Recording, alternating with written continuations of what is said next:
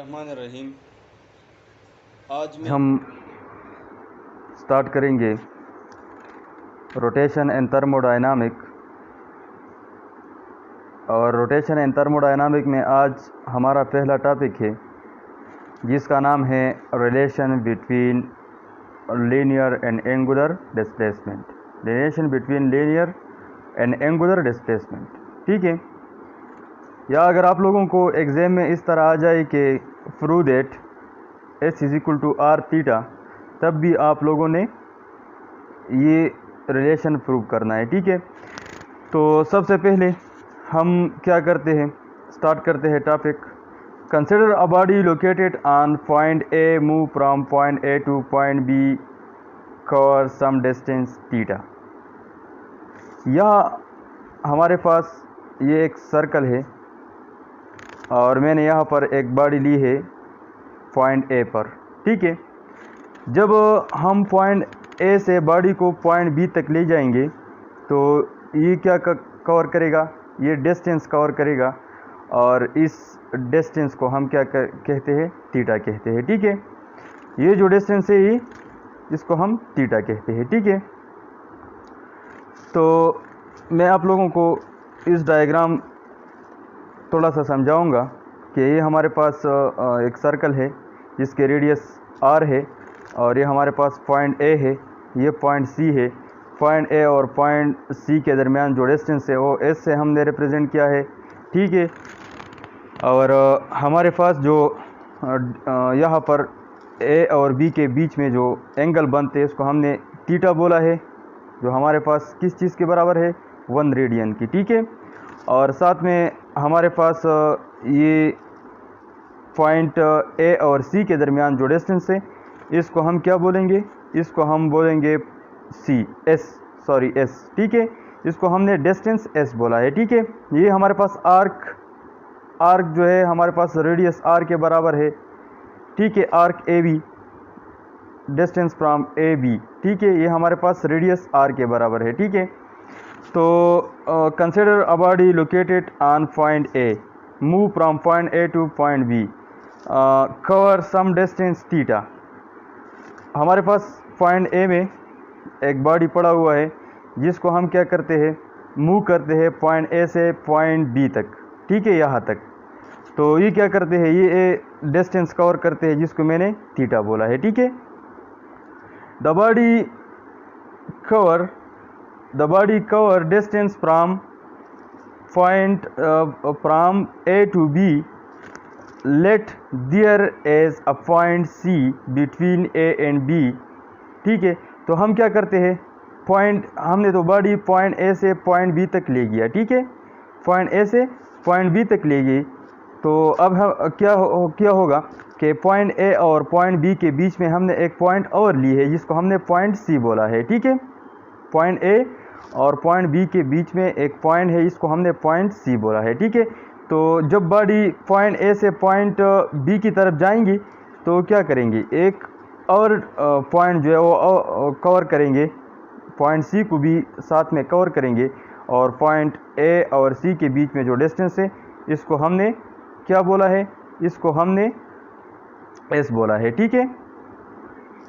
तो let there is a point C, ठीक है। When body move at also cover point C and small angle theta, ठीक है।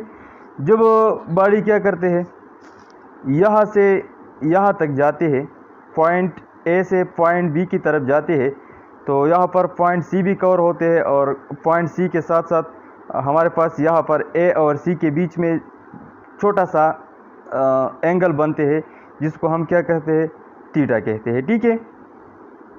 अब हम जाते हैं इसकी कैलकुलेशन की तरफ। फ्रॉम फिगर से अगर आप फिगर को सोचिए, डायग्राम को आप सोचिए, तो आर्क ए बी हमारे पास रेडियस आर के बराबर है, ठीक है। आर्क ए बी हमारे पास किस चीज़ के बराबर है, आर्क ए बी ये हमारे पास रेडियस आर के बराबर है, ठीक है। ये जो डिस्टेंस है ए से बी तक ये हमारे पास रेडियस के बराबर है, सर्कल के रेडियस के बराबर है, ठीक है, जिसको हमने आर बोला है, ठीक है। अब हम क्या करेंगे, अब इसको और एंगल साथ में जो एंगल ए बी है वो हमारे पास थीटा की बराबर है। यहाँ पर अगर आप सोचें तो यहाँ पर जो हमारे पास जो थीटा बनती है, एंगल बनती है ए और बी के बीच में, इसको हमने थीटा बोला और ये हमारे पास किस चीज़ के बराबर है, 1 रेडियन की। तो आप लोगों को पता होगा कि जब आर्क रेडियस के बराबर होते हैं तो जो एंगल बनते हैं, थीटा बनते हैं, वो हमारे पास 1 रेडियन के होते हैं। ठीक है, जब रेडियस और आर्क आपस में इक्वल हो जाते हैं तो हमारे पास जो थीटा बनते हैं वो हमारे पास 1 रेडियन के होते हैं। ठीक है, ये तो आप लोगों को पता होगा। तो हमारे पास जो एंगल ए बी है ये हमारे पास किस चीज़ के बराबर है, ये 1 रेडियन के बराबर है। और अर्क ए सी यहाँ पर अगर आप देखिए अर्क ए सी ये हमारे पास, मैंने पहले आप लोगों को बताया कि हमारे पास किस चीज़ के बराबर है, एस की बराबर है। ठीक है, अर्क ए सी हमारे पास एस की बराबर है। ठीक है, अब हम क्या करेंगे, अब हम कैलकुलेशन की तरफ बढ़ेंगे। तो अर्क ए सी हमारे पास, ये जो अर्क है ये हमारे पास एस की बराबर है और एंगल जो ए सी के बीच में जो एंगल बनते हैं यहाँ, ये हमारे पास थीटा है। यहाँ क्या बनते हैं, एक एंगल बनते हैं, छोटा सा एंगल, फिगर में शायद आप लोगों को नज़र आ जाएगी कि यहाँ हमारे पास जो एंगल बनते हैं इसको हमने थीटा बोला है। ठीक है, यहाँ पर ए और सी के बीच में जो एंगल बनते हैं इसको हमने थीटा बोला है। तो ये थी कैलकुलेशन, फिगर से हमने ये कैलकुलेशन की। और अगर आप लोगों को ये भी पता है कि जब हम क्या करते हैं, एंगल ए बी को बढ़ाते हैं, तो हमारे पास, या आर्क ए बी को बढ़ाते हैं तो हमारे पास क्या बढ़ जाते हैं, एंगल ए बी भी बढ़ जाती है। क्योंकि अगर आप यहाँ पर सोचें, अगर मैं यहाँ से ये बी पॉइंट यहाँ पर लो, यानी मैं ए और बी के बीच में जो डिस्टेंस है इसको बढ़ा दो तो फिर एंगल भी बढ़ जाएगी ना, यहाँ तक आ जाएगी। ठीक है, एंगल भी बढ़ जाएगी।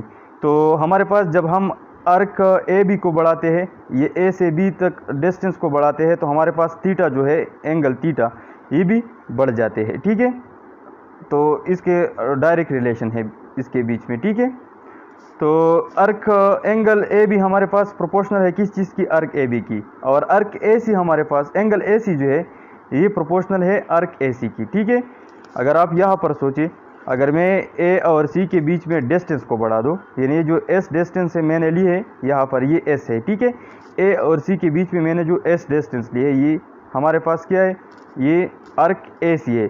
अगर मैं अर्क ए सी को बढ़ा दूँ तो फिर हमारे पास ये जो एंगल है ये बढ़ जाएगा।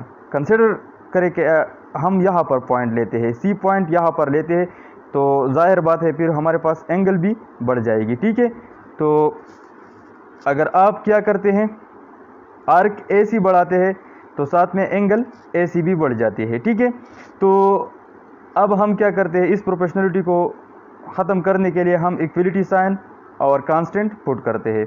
तो हमारे पास ये इस तरह आ जाएगा, ये वाला इक्वेशन, ये वाला रिलेशन जो है ये इस तरह आ जाएगा कि एंगल ए बी हमारे पास बराबर होते हैं के अर्क ए बी की। ठीक है, और यहाँ पर अगर आप प्रोपोर्शनलिटी और साथ में कांस्टेंट लगा देंगे तो ये वाला रिलेशन हमारे पास इस इक्वेशन में तब्दील होगी कि angle A C equal to K arc ए सी। यहाँ पर के जो है ये प्रोपोर्शनलिटी कांस्टेंट है। ठीक है, दोनों इक्वेशन में जो कांस्टेंट है वो के है और इसको हम प्रोपोर्शनलिटी कांस्टेंट कहते हैं। ठीक है, अब हम क्या करेंगे, अब हम यहाँ पर डिवाइडिंग इक्वेशन 1 बाई 2, इक्वेशन 1 जो है इसको 2 पर डिवाइड करना है। ये जो इक्वेशन 1 है ये वाला, इसको आपने इक्वेशन 2 पे डिवाइड करना है। ठीक है, तो हमारे पास आ जाएगी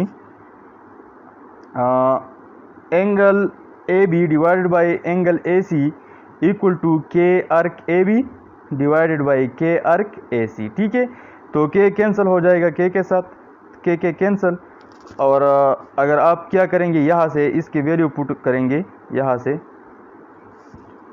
अब ज़रा यहाँ तवज्जो फरमाइएगा। अर्क ए बी हमारे पास आर के बराबर है, अर्क ए बी हमारे पास किस चीज़ के बराबर है, आर के। ठीक है, और अर्क ए सी हमारे पास किस चीज़ के बराबर है, एस के। और एंगल ए सी हमारे पास किस चीज़ के बराबर है, एंगल ए सी हमारे पास थीटा के बराबर है। और साथ में जो एंगल ए बी है, ये जो थीटा ए बी है, ए बी के बीच में जो एंगल बनते हैं हमारे पास, मैंने आप लोगों को बताया कि हमारे पास किस चीज़ के बराबर होते हैं, ये हमारे पास 1 रेडियन के बराबर होते हैं। ठीक है, तो 1 रेडियन ये आ गया। ठीक है, तो इसकी वैल्यू पुट करेंगे इस इक्वेशन में, के कैंसल, एंगल ए बी की जगह यहाँ पर 1 रेडियन पुट करेंगे और एंगल ए सी की जगह हम थीटा पुट करेंगे। ठीक है, ये है यहाँ, और हमारे पास ये जो आर्क ए बी है यहाँ पर, इसकी जगह हम क्या करेंगे, आर पुट करेंगे और आर्क ए सी की जगह हम एस पुट करेंगे। ठीक है, तो आपके पास आ जाएगा 1/θ equal to R divided by S, 1/θ equal to R divided by S. और अगर आप क्रॉस मल्टीप्लिकेशन करेंगे, क्रॉस मल्टीप्लाई करेंगे तो आपके पास आ जाएगा एस, यहाँ पर ये जो आप इस तरह करेंगे कि मल्टीप्लाई हो जाएगी, तो फिर आपके पास आ जाएगा S equal to R theta. यानी क्रॉस मल्टीप्लिकेशन बहुत सिंपल है, आपने इन दोनों को क्या करना है, मल्टीप्लाई करना है आपस में। अगर आप क्रॉस मल्टीप्लिकेशन करेंगे तो आपके पास आ जाएगा S equal to R theta.